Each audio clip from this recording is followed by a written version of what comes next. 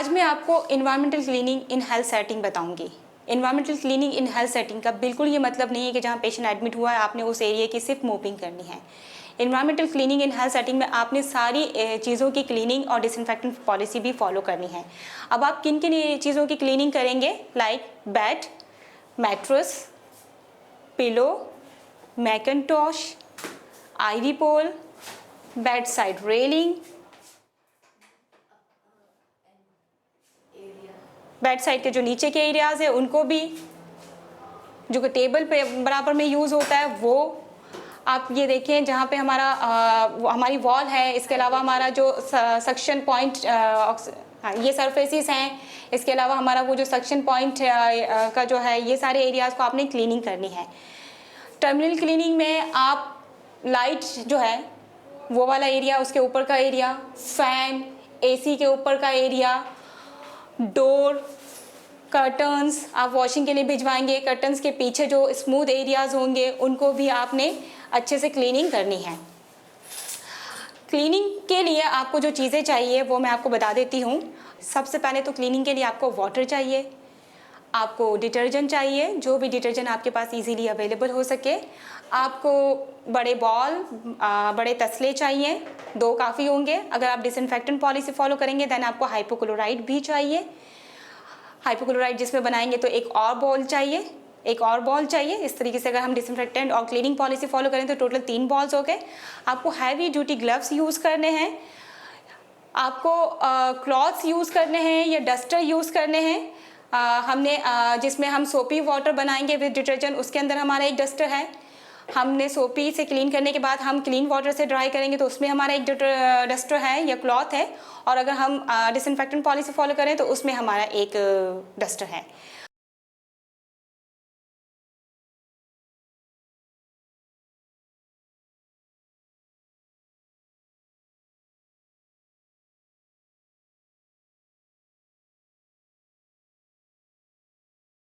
Cleaning के लिए हमने हैवी ड्यूटी ग्लव्स वेयर किए हैं, पहन लिए हैं। हमने क्लीनिंग के लिए जो हम क्लीनिंग कर रहे हैं इस वक्त, हम मैट्रेस, मैकिन्टॉश और पिलो की क्लीनिंग कर रहे हैं। तो इसके लिए हमने 3 बॉल्स बनाए हैं।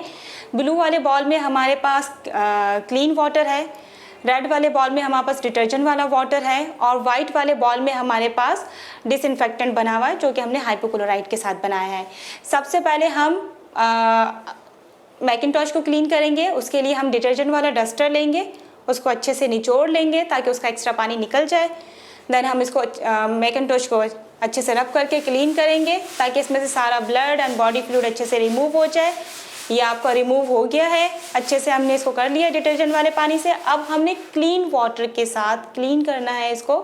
हमने डस्टर को अच्छे से निचोड़ लेना है और ये सारा सोपी पानी जो है वो हमने इस क्लीन पानी वाले डस्टर के साथ रिंस आउट कर लेना है। ये देखिए हमने अच्छे से रिंस आउट कर लिया है, ये हमारा हो गया बहुत अच्छे से रिंस आउट। अब चूँकि हमने इसको ये उस पेशेंट पे यूज़ हुआ था जिसका ब्लड एंड बॉडी फ्लूइड लगा था, इसलिए अब हमने इसको हाइपोक्लोराइड के साथ भी इसको डिसइंफेक्ट करना है। हाइपोक्लोराइड वाला जो डस्टर है उसको हमने अच्छे से निचोड़ लिया है और इसको हमने वाइप आउट कर देना है हाइपोक्लोराइड के साथ ताकि ये अच्छे से डिसइंफेक्ट हो जाए। ये हमने ड्राई कर लेना है।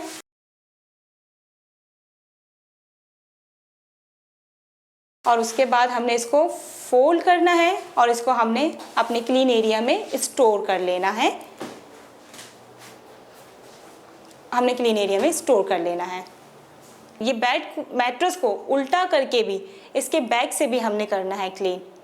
हमने बेड भी अच्छे से क्लीन कर लिया है। अब हम आईवी पोल की क्लीनिंग कर रहे हैं सोपी वाटर के साथ एंड क्लीन वाटर के साथ। हमने इसको भी क्लीन कर लिया, ड्राई कर लिया। सक्शन पॉइंट जहाँ पे लगा था, इसकी जो स्मूथ सरफेस है इसको भी हमने अप टू डाउन अच्छे से क्लीन करके ड्राई कर लिया है। और जितने भी हमारे पास स्मूथ सरफेसिस है, वॉल है, उसको भी हमने उस सोपी सोल्यूशन से क्लीन करके और क्लीन वाटर के साथ ड्राई वॉश आउट करके और उसको ड्राई कर लेना है। और सबसे लास्ट में हमने मोपिंग करनी है और मोपिंग जो है वो ज़िग-ज़ैग या 8 शेप में करनी है। और वो आगे से करते हुए आपने पीछे आना है और रूम से बाहर निकल जाना है और ताकि रूम अच्छे से ड्राई हो जाए। और जब तक ड्राई नहीं हो रूम में आपने नहीं आना है।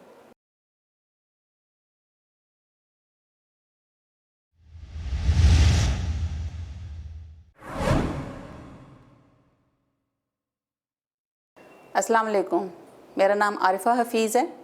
मैं आपको हाथ धोने का तरीका बताऊंगी। वैसे तो हम आम तौर पे हाथ धोते ही हैं अपनी रूटीन लाइफ में, लेकिन हेल्थ केयर फैसिलिटीज़ में इसका थोड़ी कुछ चीज़ों का ख्याल करना पड़ता है। जैसे कि हाथों की उन पॉइंट्स पे जहाँ पे जरासीम रह सकते हैं, उन चीज़ों को देखना पड़ता है। हमारे उंगलियाँ, हमारे हाथों के उंगलियों के दरमियान के जो हिस्से और हमारी हथेली। मैं आपको अब तरीका बताऊंगी कि हाथ किस तरह से धोने चाहिए। सबसे पहले आप हाथों को थोड़ा सा गीला कर लें। साबुन अच्छी तरह से हाथों पे लगाएं।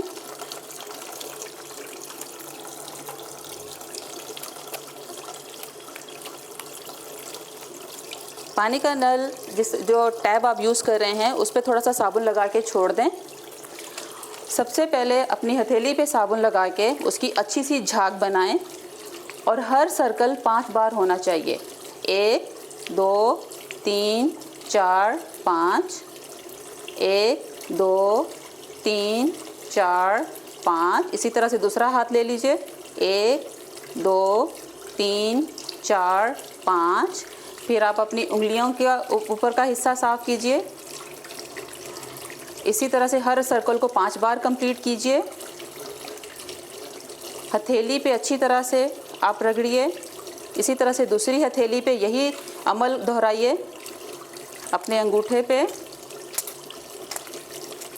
1 2 3 4 5 और अपनी कलाइयों पे भी इसी तरह से इसी अमल को दोहराइए। 1 2 3 4 और अपने हाथों को धो लीजिए।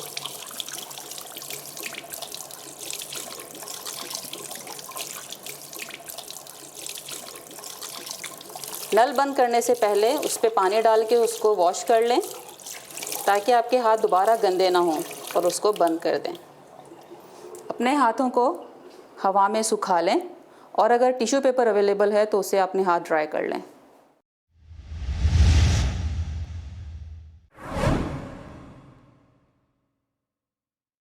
अगर आपके हाथों पे ब्लड या बॉडी फ्लूइड नहीं लगा हुआ है या विजिबल कंटेमिनेशन नहीं है तो आप अपने हाथों को धोने के बजाय अल्कोहल बेस्ड हैंड रब भी इस्तेमाल कर सकते हैं।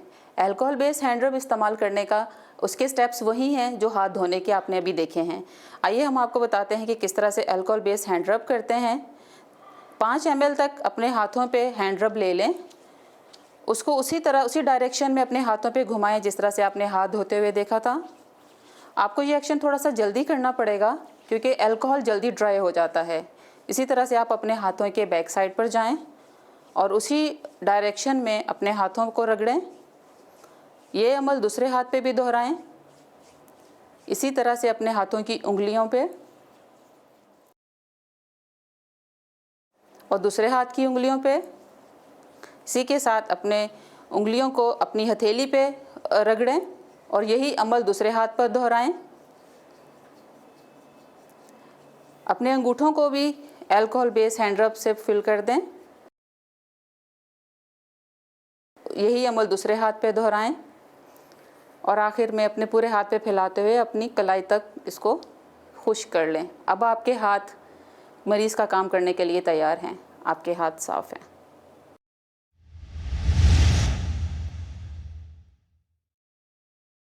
इस वक्त हम 0.5% क्लोरीन सोल्यूशन बनाने जा रहे हैं। जो चीज़ें हमें चाहिए कि वो 5% क्लोरीन आपको चाहिए।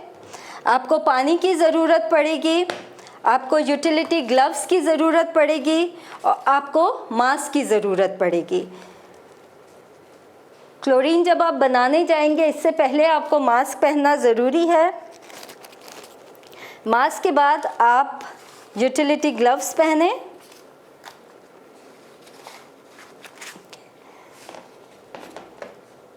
इस जार में मैं 8 मग पानी डाल चुकी हूँ। ये 9वां मग पानी डाल रहे हैं और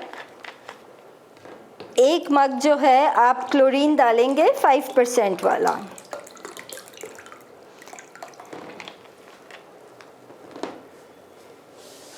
ये आपका सॉल्यूशन बन जाएगा 0.5% क्लोरीन।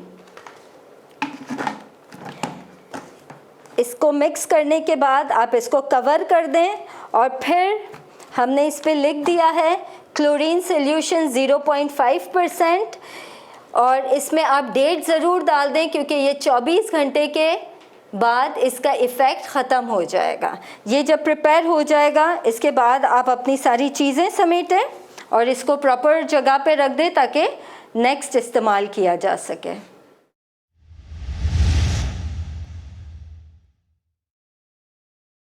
हेल्थ फैसिलिटीज़ में हमारे पास जो चीज़ें होती हैं वो हम 3 कैटेगरीज में डिवाइड करते हैं: non critical, semi critical and critical items. Critical items वो होते हैं जो बॉडी के अंदरूनी अज़ा के साथ टच होती हैं, जैसे सर्जिकल प्रोसीजर में जो भी इंस्ट्रूमेंट होते हैं उनके लिए ऑटोक्लेविंग या स्टेरिलाइजेशन मस्ट है। सेमी क्रिटिकल आइटम्स वो होती हैं जो कि म्यूकस मेम्ब्रेन के साथ टच होती हैं, और नॉन क्रिटिकल आइटम्स वो आइटम्स होते हैं जो कि स्किन के साथ टच होते हैं। अब जैसे मैं आपको बता रही हूँ कि ये हमारा ऑक्सीजन ह्यूमिडिफायर, ये हमारा नॉन क्रिटिकल आइटम है। ऑक्सीजन मास्क या नेबुलाइजेशन मास्क, ये भी हमारा नॉन क्रिटिकल आइटम है। स्टेथोस्कोप, बॉल्स हम जो डिफरेंट प्रोसीजर में वार्ड के लिए यूज़ करते हैं। सक्शन बॉटल हमारी, ये हमारा नॉन क्रिटिकल आइटम है। थर्मामीटर हमारा सेमी क्रिटिकल आइटम है क्योंकि हम इसका म्यूकस मेम्ब्रेन के साथ टच होता है। कसकोस हमारा सेमी क्रिटिकल आइटम है, ये भी हमारा म्यूकस मेम्ब्रेन के साथ टच होता है। अब हम देखेंगे कि हम नॉन क्रिटिकल आइटम के लिए क्या फॉलो करेंगे। ऑक्सीजन मास्क या नेबुलाइजेशन मास्क, ये सिंगल यूज़ आइटम है। ये अगर हम नेबुलाइजेशन मास्क की बात करें तो हर यूज़ के बाद उसके नेबुलाइजेशन सेट का जो जार होता है उसमें जो सोल्यूशन आफ्टर नेबुलाइजेशन बच जाएगा उसको आप डिस्कार्ड करेंगे। देन आपने यूज़ करने के बाद आप अल्कोहल वाइप या आपके पास वार्ड में स्पिरिट सॉप अवेलेबल होते हैं, आप इसको आफ्टर यूज़ आप सक्शन ऑक्सीजन मास्क की बात करें तो आफ्टर यूज़ आप इसको अच्छे से वाइप करेंगे ताकि ये ड्राई हो जाए, और ड्राई करके उसको शॉपर में सील करके आप सेव कर लेंगे और अपने पास स्टोर कर लेंगे हर यूज़ के बाद। और ऑक्सीजन मास्क भी पर शिफ्ट या आफ्टर 8 आवर्स आप इसी तरीके से अल्कोहल सॉप से या स्पिरिट सॉप से वाइप करके आप उसको यूज़ करेंगे।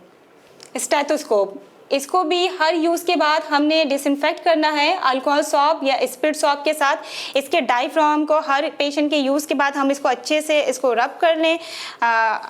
और ये जो हमारे एयर पीस होते हैं जो कि हम कान में लगाते हैं, तो ये चूँकि हमसे पहले भी किसी ने यूज़ किया होता है तो आप इसको यूज़ करने से पहले एक दफ़ा इसको अल्कोहल सॉप या स्पिरिट सॉप से वाइप करके देन आप इसको यूज़ करें, तो ये इस तरीके से आप सही होता है। थर्मामीटर हमारा सेमी क्रिटिकल आइटम है, इसको ये म्यूकस मेम्ब्रेन से टच होता है। हर यूज़ के बाद हम इसको आइडियली सोप एंड वाटर के साथ वॉश करें, और वॉश करने के बाद हम इसको अल्कोहल वाइप या स्पिरिट सॉप से हम इसको अल्कोहल सॉप या स्पिरिट सॉप से हम इसको वाइप कर लें और ये ड्राई हो जाता है। देन आप इसको ड्राई सरफेसिस में रखें और हर यूज़ के बाद इसको इसी तरीके से आपने क्लीन और डिसइंफेक्ट करना है। ये हमने क्लीन करने के बाद रख दिया। ऑक्सीजन ह्यूमिडिफायर हर पेशेंट के यूज़ के बाद हम इसको क्लीन करेंगे, और पेशेंट पे जब ये यूज़ हो रहा होता है तो आफ्टर 24 आवर्स के बाद भी इसको क्लीन करना ज़रूरी होता है। इसके अंदर जो वाटर होता है उसको पर शिफ्ट चेंज करना ज़रूरी होता है, और क्लीन करने के बाद इसको सोप एंड वाटर से वॉश करने के बाद इसको डिसइंफेक्ट करना होता है, जिसके लिए हम 0.5% क्लोरीन सोल्यूशन यूज़ करेंगे जो हमने यहाँ बनाया हुआ है। क्लीनिंग करते वक्त आपने हैवी ड्यूटी ग्लव्स, गोगल्स और मास्क यूज़ करना है। आपका जो कसकोस है वो भी आप सोप एंड वाटर के साथ डेजिग्नेटेड एरिया में वॉश करोगे। देन इसको 0.5% क्लोरीन सोल्यूशन में आप इसको 10 मिनट के लिए डिप करोगे। आपका ये सक्शन बोतल, इसको भी सोप एंड वाटर के साथ हम अच्छे से वॉश करेंगे। देन हम इसको 0.5% क्लोरीन के साथ हम इसको रिंस करेंगे। इसके कैप को भी हम अच्छे से वॉश करके उसको साथ रिंस करेंगे 0.5% के साथ, और रिंस करने के बाद हम इसको किसी ऐसे कंटेनर में उल्टा करके रख देंगे जिसमें से इसका पानी अच्छे से निकल सके और ये ड्राई हो सके।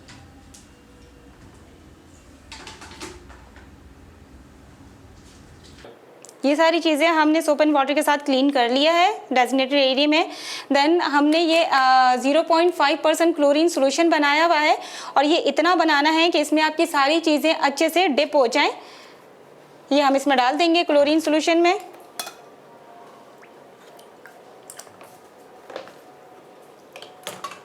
ये आप देखें कि चीज़ें अच्छे से इस क्लोरीन सोल्यूशन में डिप हो गई है। देन हम इसको 10 मिनट के लिए रख देंगे और इसको कवर कर देंगे।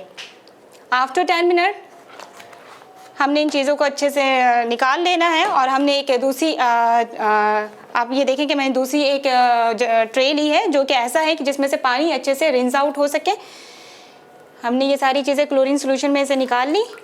आप पानी को इसका सोल्यूशन अच्छे से वो करके निकाल लो ताकि ये इसमें पानी ना आए।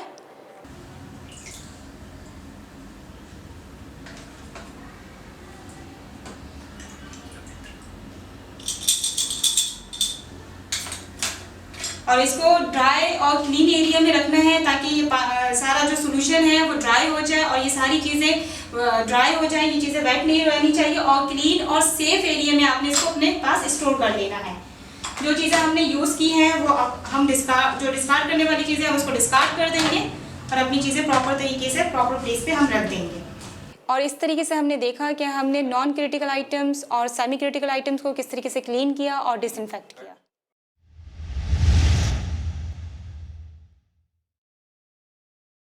अगर आपके पास हेल्थ फैसिलिटी में रेडीमेड शार्प कंटेनर ना हो तो आप वहाँ पे मौजूद किसी भी कार्डबोर्ड के एम्प्टी डब्बे से एक शार्प कंटेनर बना सकते हैं।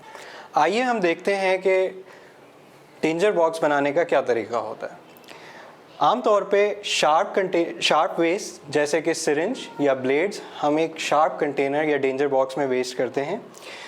ये आइडियल सिनेरियोज़ में हॉस्पिटल्स में बनाया इस तरह का मौजूद होता है, लेकिन जिन फैसिलिटीज़ में ये आपके पास अवेलेबल ना हो वहाँ आप फैसिलिटी में मौजूद कार्टन या कोई कार्डबोर्ड के गत्ते से बनी हुई चीज़ के थ्रू ये डेंजर बॉक्स बना सकते हैं। जैसे कि आप देख रहे हैं कि मैंने यहाँ पे एक एम्प्टी सिरिंज का कार्टन लिया है जो आम तौर पे हेल्थ फैसिलिटीज़ में बहुत वाफिर मकदार में अवेलेबल होती हैं।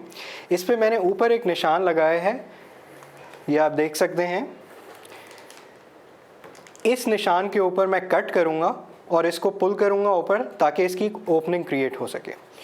इससे पहले क्योंकि ये डेंजर बॉक्स नीचे से ओपन होता है और अक्सर शार्प वेस्ट के अंदर फ्लूइड्स जैसे कि बॉडी फ्लूइड्स या ब्लड मौजूद होता है, तो इसके अंदर कोई रैपिंग डालना ज़रूरी है। तो मैंने एक पॉलीथिन बैग ली है जिसको मैं इस तरह प्लेस कर दूंगा इसके अंदर,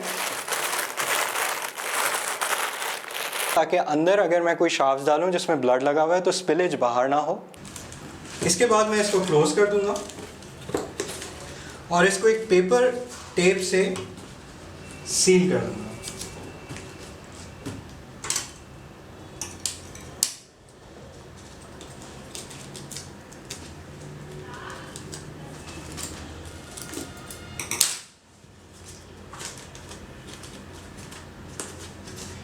इसकी मैं जिस तरह मैंने एक साइड सील किया इस तरह मैं चारों साइड इसकी सील कर दूंगा।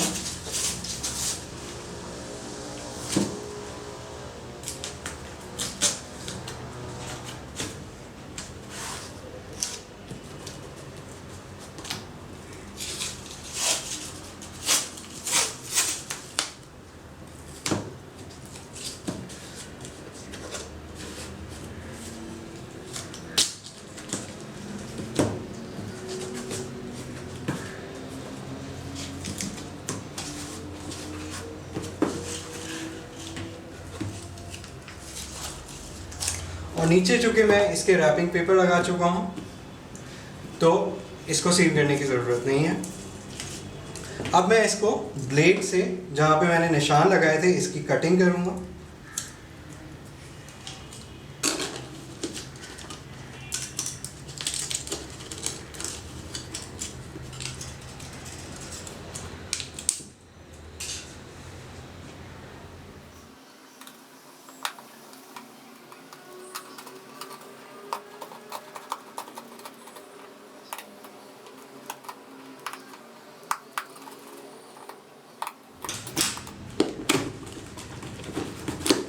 इसको मैंने ऊपर की तरह इस तरह खोल देना है। तो इस तरीके से आपके पास जहाँ पे रेडीमेड शार्प कंटेनर अवेलेबल ना हो वहाँ पे बहुत आसानी से आप किसी भी हेल्थ फैसिलिटी में इस तरीके से शार्प कंटेनर बना सकते हैं। जब आप शार्प कंटेनर बना लें तो इसके बाद आप इसको लेबल कर दीजिए इस पे आप लिख सकते हैं डेंजर बॉक्स।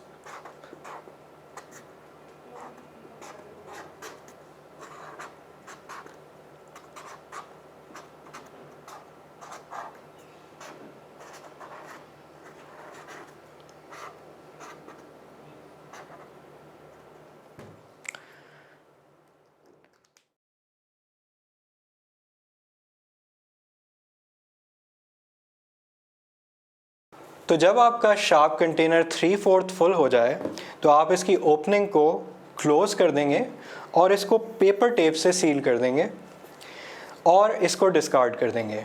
और डिस्कार्ड करने का तरीका इसका ये होगा कि आप इसको सिंपली या तो इंसिनरेट कर देंगे या फिर बैरी कर देंगे।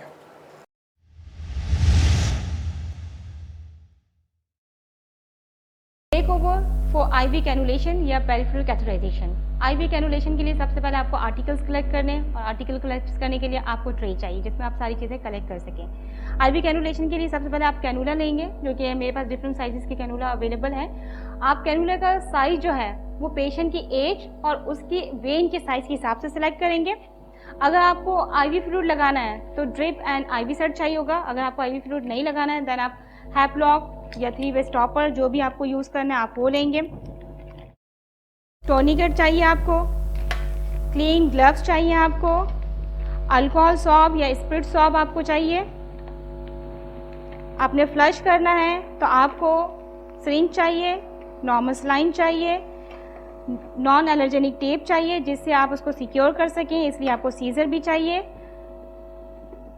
और आप ये मेरे पास एक शीट है जो कि मैं आईवी कैनुलेशन स्टार्ट करने से पहले हाथ के नीचे रखूंगी ताकि मेरी जो बेड शीट है वो गंदी ना हो। आईवी कैनुलेशन के लिए आपने सबसे पहले एरिया लोकेट करना है कि आपने कैनुलेशन करनी कहाँ पर है। आईवी कैनुलेशन के लिए सबसे पहले आप वेन को लोकेट करेंगे। आपको जहाँ पे भी वेन मिले और जहाँ प्रोमिनेंट हो वहाँ आप इंसर्शन करेंगे। जब आप रीअश्योर हो जाएंगे कि हाँ आपने एरिया को लोकेट कर लिया है देन आप टॉर्निकेट बांधेंगे। जहाँ कैनुला आप इंसर्ट करेंगे टॉर्निकेट उससे 6 इंच ऊपर बांधनी है।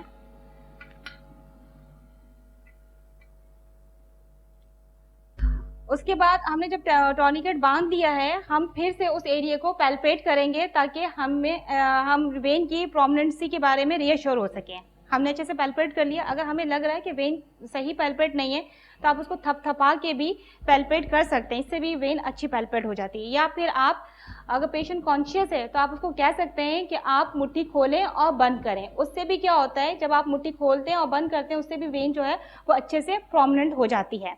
जब एरिया प्रोमिनेंट हो जाएगा तो आपने क्लीन करना है। आपने स्वैब लेना है, अल्कोहल स्वैब या स्पिरिट स्वैब, और सर्कुलर मोशन में इनर टू आउटर 3 दफ़ा क्लीन करना है और हर दफ़ा डिफरेंट स्वैब लेना है।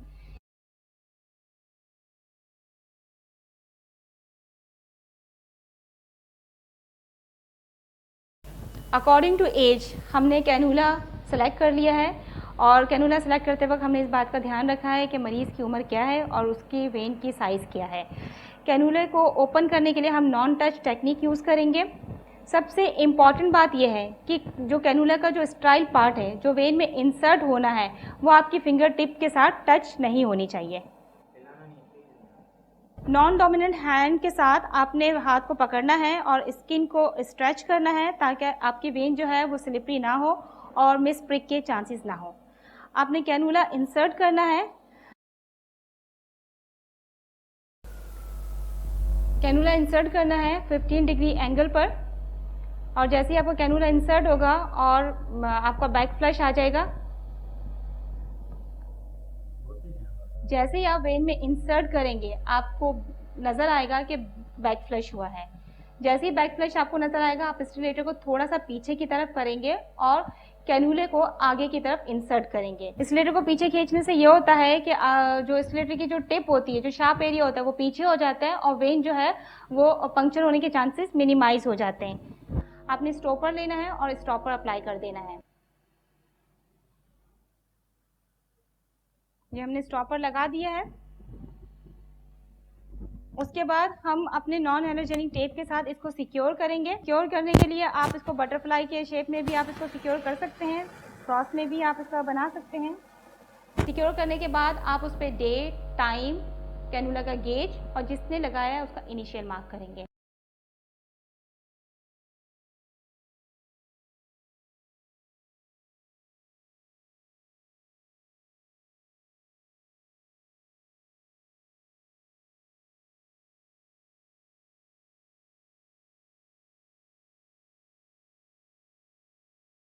प्रोसीजर परफॉर्म करने के बाद आप अपनी सारी चीज़ें रिमूव कर लें और मरीज़ की कंफर्टेबल पोजीशन बना लें और अकॉर्डिंग टू ऑर्गेनाइजेशनल पॉलिसी चीज़ों को डिस्पोज ऑफ कर दें।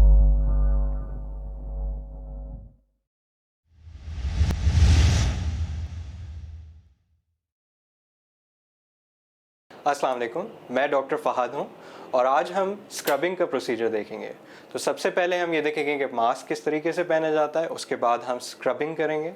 नेक्स्ट हम स्टेराइल गाउन और स्टेराइल ग्लव्स पहनने का प्रोसीजर देखेंगे। तो सबसे पहले हम स्टार्ट करते हैं मास्क पहनने से। मास्क पहनते हुए आपने इस चीज़ का ख्याल रखना है कि आपका नोज़, नॉस्ट्रल्स और माउथ कवर्ड हो अच्छे तरीके से।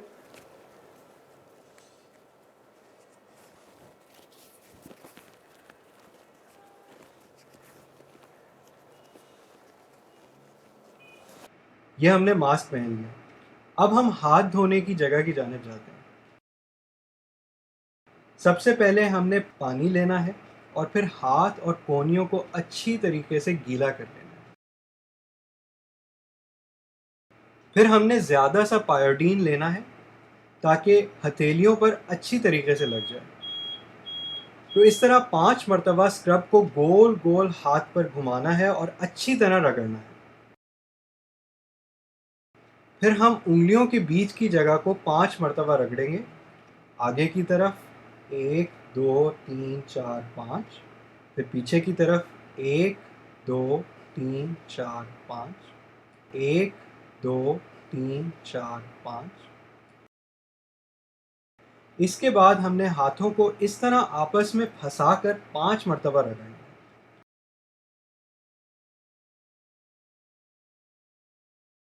इसी तरह दूसरी तरफ भी कर लेना है। फिर अंगूठों को इस तरह 5 मरतबा रगड़ना है।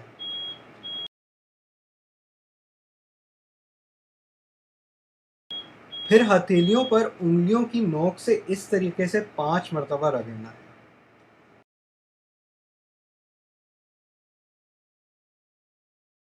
आखिर में हमने कलाई को नहीं भूलना। कलाई को रगड़ने के बाद हम कोहनी की तरफ आएंगे। अच्छी तरह हमने कोई हिस्सा छोड़े बगैर अपनी कोहनियों तक रगड़ना है ताकि पायोडीन स्क्रब तमाम हिस्सों पर अच्छी तरह लग जाए।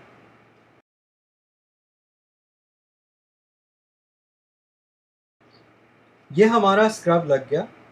अब हमने इसको धोना है। उंगलियों की नोक से पानी बहाते हुए हम कोहनी की तरफ आएंगे।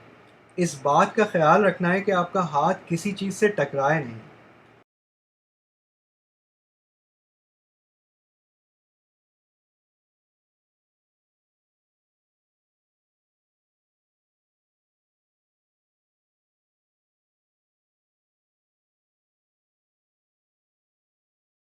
इस तरह हमने बगैर किसी चीज़ को छुए अपने हाथ और कोहनियों को धो लिया है। आखिर में कोहनियों की मदद से आपने नलका बंद करना है और कोशिश करनी है कि आपका हाथ ऊपर रहे ताकि कोहनियों से पानी हाथ की तरफ ना आए। इस तरीके से हमारा हाथ और कोहनियाँ धोने का मरहला मुकम्मल हुआ। अब हम अगले मरहले यानी स्टेराइल गाउन पहनने की तरफ चलते हैं।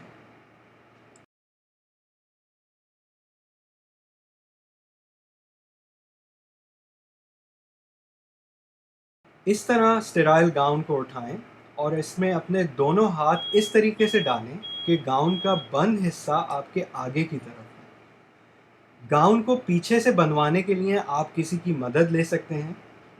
मैं दरख्वास्त करूंगा कि स्टाफ में से कोई पीछे से आकर इसको बांध दे।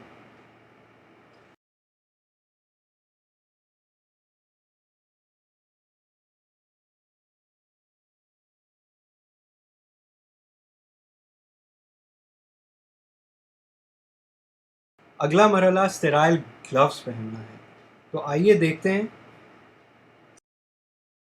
सबसे पहले आप अपनी 4 उंगलियां एक ग्लव के अंदर डालें। ग्लव इस तरीके से पहनना है कि आपका दूसरा हाथ ग्लव के इस हिस्से को छुए नहीं।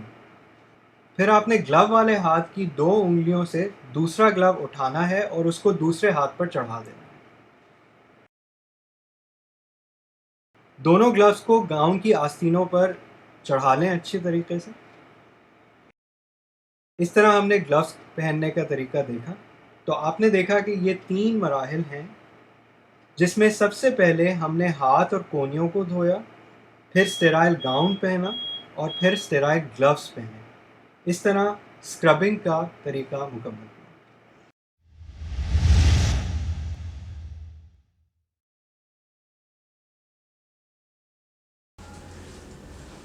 आइए हम देखते हैं कि ऐसी सूरत हाल में जब किसी पेशेंट का ब्लड फ्लोर पे गिर जाए या कोई और बॉडी फ्लूइड का स्पिल हो जाए तो हमें क्या करना चाहिए। सबसे पहले तो आपके हर वार्ड में एक स्पिल किट मौजूद होनी चाहिए, जिसमें ये तमाम चीज़ें मौजूद होंगी जो मैं आपको बताता हूँ। 0.5% क्लोरीन सोल्यूशन, जिसको आप एक बॉटल में या स्प्रे बॉटल में डाल के रखेंगे। एक चॉक पाउडर कंटेनर में मौजूद, यूटिलिटी ग्लव्स और क्लीनिंग के लिए कोई कॉटन या कपड़ा। तो जैसे ही आपके वार्ड में स्पिल हो तो आप सबसे पहले काम ये करेंगे कि आप अलर्ट कर देंगे सब लोगों को कि यहाँ पे स्पिल हुआ है। आपने सब लोगों को बता देना है कि यहाँ पे करीब ना आइए, यहाँ पे स्पिल हुआ है। जैसे कि अभी एक ब्लड स्पिल हुआ है तो उस पर आपने 0.5% क्लोरीन सोल्यूशन डालना है और मैं आपको बताता हूँ कि उसकी टेक्निक है जिस तरीके से आपने डालना है। आपने सबसे पहले आउटर साइड से शुरू करना है और सर्कुलर मोशन में डालते हुए अंदर आना है। जैसे मैंने आउटर साइड से शुरू किया और सर्कुलर मोशन में डालते हुए अंदर आया और ये मेक श्योर कर लिया कि उस पूरे ब्लड पे ये क्लोरीन सोल्यूशन स्प्रे हो गया है। नेक्स्ट स्टेप ये है कि मैं चॉक पाउडर से इस एरिया को कॉर्डन ऑफ कर दूंगा ताकि लोग अलर्ट हो जाएं कि इस एरिया में किसी को नहीं आना है और इससे बचें। जब आपने स्पिल के ऊपर क्लोरीन सोल्यूशन स्प्रे कर दिया तो आप 10 मिनट्स वेट करें ताकि वो स्पिल डिसइंफेक्ट हो जाए और इन द मीनवाइल इसी दौरान आप एक हाउसकीपिंग स्टाफ को कॉल कर लें ताकि वो आके इसको क्लियर कर दें। तो मैं कॉल करता हूँ हाउसकीपिंग स्टाफ को। सबसे पहले यूटिलिटी ग्लव्स पहनेंगे,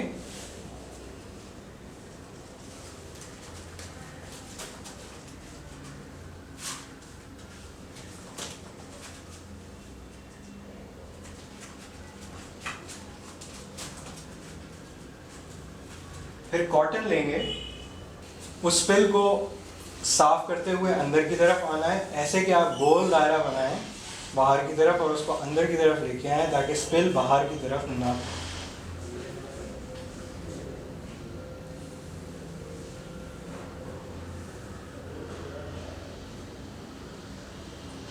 और इसको रेड बिन में फेंक दें और कॉटन की ज़रूरत पड़े तो दूसरी कॉटन यूज़ करें। उसके लिए भी यही तरीक़ाकार होगा कि बाहर की तरफ से उसको उठाते हुए अंदर की तरफ आना है गोल दायरे की शक्ल।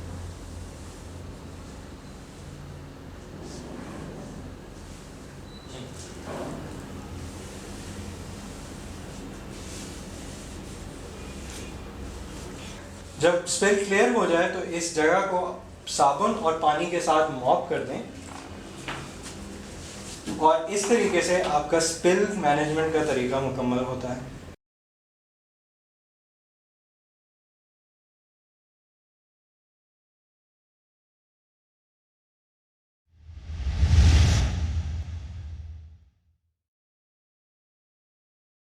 हॉस्पिटल सेटिंग में लिनन मैनेजमेंट का बहुत ही इंपॉर्टेंट रोल है।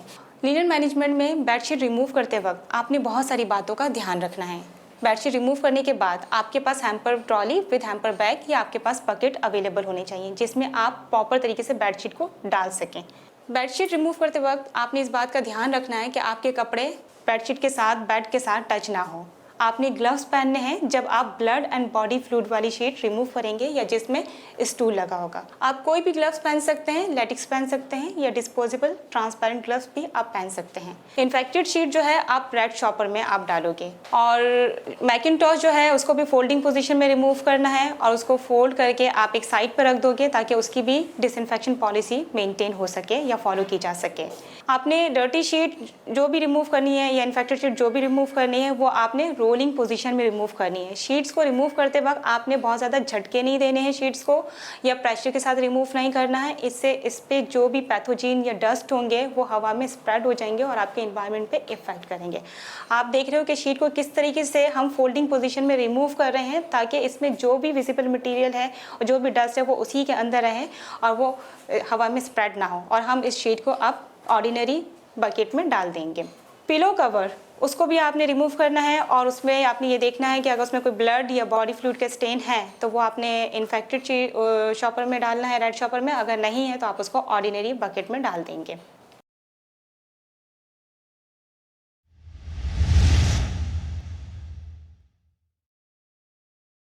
प्रोटेक्टिंग मैट्रेसेस को ज़्यादातर अरसे इस्तेमाल करने के लिए ज़रूरी है कि आप उन्हें बचाएं।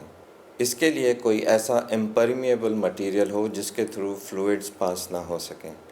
रेक्सीन एक ऐसा मटेरियल है जो आमतौर पे इस्तेमाल किया जाता है, जो मैट्रेस के चारों तरफ लगाया जाता है।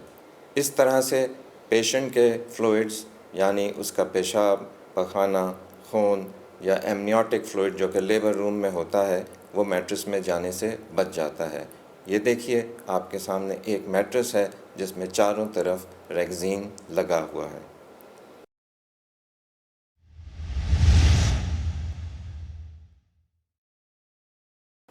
नॉन इन्फेक्शियस वेस्ट जैसे कि पानी की बोतलें हैं, जूस के डब्बे हैं, उनको हम सफ़ेद बाल्टी में, ब्लू बाल्टी में या हरी बाल्टी में डालते हैं। जो इन्फेक्शियस वेस्ट है यानी वो रुई, वो पट्टी जो कि किसी के ज़ख़म से उतारी गई है, वो ग्लव्स जो उस काम में इस्तेमाल हुए हैं, उन्हें हम सुर्ख बाल्टी में डालते हैं। ये इन्फेक्शियस वेस्ट होता है। तीसरा वेस्ट जो है वो शार्प है, जिसमें सिरिंज, रेज़र, ब्लेड वग़ैरह शामिल हैं। इनको हम शार्प बॉक्स में या डेंजर बॉक्स जिसको कहा जाता है, जो पीले रंग का होता है, उसमें डालते हैं। या अगर आपने अपने अस्पताल में ख़ुद से डेंजर बॉक्स बनाया है, शार्प डिस्पोजल बॉक्स बनाया